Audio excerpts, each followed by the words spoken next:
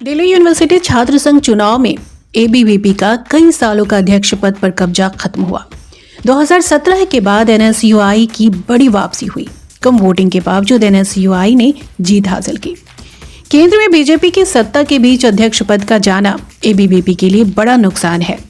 कैसे हुआ ये बड़ा उलटफेर और कौन है रौनक खत्री जिन्होंने अध्यक्ष पद पर जीत हासिल की, ये जानने के लिए इस वीडियो को अंत तक जरूर देखिएगा।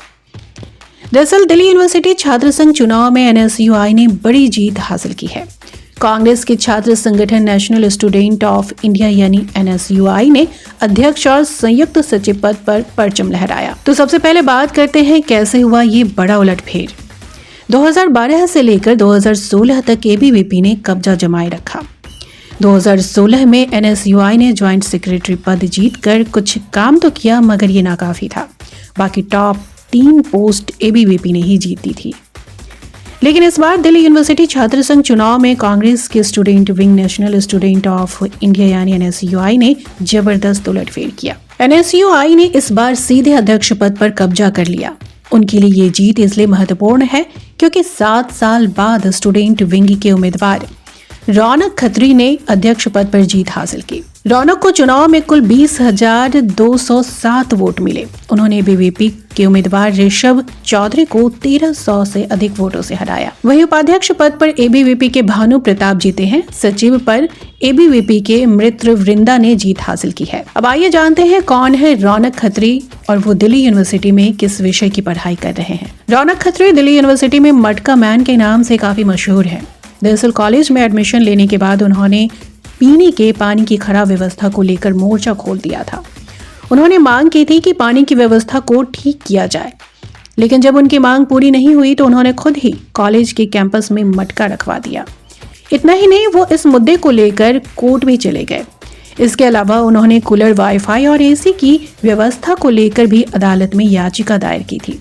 इसके बाद कॉलेज ने इस समस्याओं का समाधान किया। रौनक इसी साल एनएसयूआई से जुड़े थे और उसके बाद एनएसयूआई ने उन्हें अध्यक्ष पद पर चुनाव के लिए मैदान में उतारा था। वह चुनाव प्रचार में भी अपने साथ एक मटका लेकर घूमते थे। उन्होंने दिल्ली यूनिवर्सिटी में एडमिशन में ट्रांसपेरेंसी लाने और छात्रों से जुड़े हर मुद्दे पर काम करने को अपना मुख्य चुनावी मुद्दा बनाया था।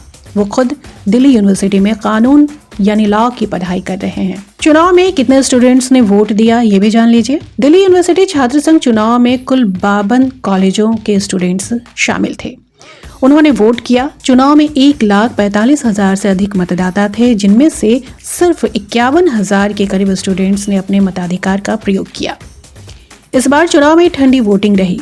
वोटिंग परसेंटेज करीब 35% था, जो पिछले 6 चुनाव से कम है। यानी चुनाव को लेकर जो जोश कैंपेनिंग में दिखा वो वोटिंग में बिल्कुल भी नहीं दिखा। इधर जीत का जश्न मनाते हुए दिल्ली कांग्रेस अध्यक्ष देवेंद्र यादव ने खत्री और चौधरी की जीत को इस बात का संकेत माना कि दिल्ली के युवा बदलाव चाहते हैं। उनका मानना है कि आगामी विधानसभा चुनाव में कांग्रेस की सत्ता में वापसी की संभावना को दर्शाता है।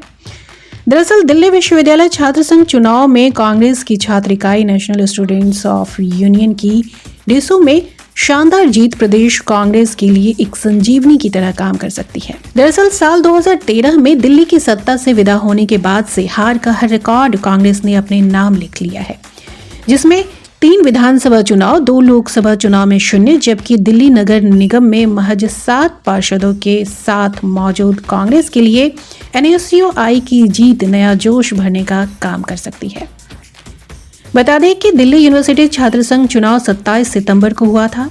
अगले दिन यानी 28 सितंबर को रिजल्ट जारी किए जाने थे, लेकिन चुनाव के दौरान लगाए गए प्रत्याशियों के पोस्टर्स, होर्डिंग्स और बैनर से फैली गंदगी पर दिल्ली हाईकोर्ट ने सख्ती दिखाई थी और काउंटिंग पर रोक लगा दी थी। इसके बाद हाईकोर्ट ने गंदगी साफ करने की शर्त पर यूनिवर्सिटी को 26 नवंबर से पहले रिजल्ट जारी करने का निर्देश दिया था।